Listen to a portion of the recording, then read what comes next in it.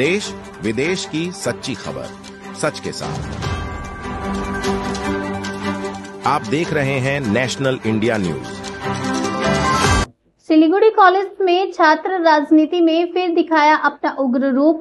तृणमूल छात्र परिषद के 2 गुटों में एक सामाजिक कार्यक्रम के दौरान झड़प हो गई। बहस इतनी बढ़ गई कि मामला हाथापाई तक जा पहुंचा। कॉलेज का माहौल अचानक तनावपूर्ण हो गया। आरोप है कि स्टेज पर एक छात्र का जन्मदिन मनाने की कोशिश के दौरान कॉमर्स कॉलेज यूनिट के टीएनसीपी कार्यकर्ताओं ने हंगामा किया और डे कॉलेज यूनिट अध्यक्ष ओम चक्रवर्ती से हाथापाई की, यहां तक कि उनके कपड़े तक फाड़ दिए गए।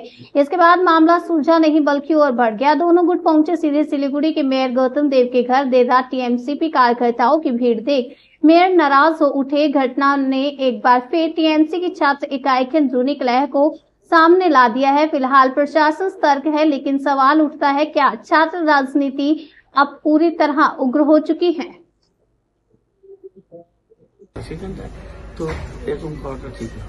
শক্তিটাকে সঞ্চয় করতে হবে, অশুভ শক্তি গ্রেপ্তার হবে অভিযুক্তরা, সেটা পুলিশ করবে। আপনি তো বললেন বোধহয় গ্রেপ্তার, আমি যা বলার বলেছি যে অন্যায় হয়ে থাকলে তো সেটা পুলিশ দেখুক। আর যারা করছে তারাও মোরালের ছাত্র বা ছাত্র রাজনীতির হয় পাস আউট বাই, আমি তো আর ওদেরকে বাইনে সবাইকে চিনি না, পুলিশ দেখবে।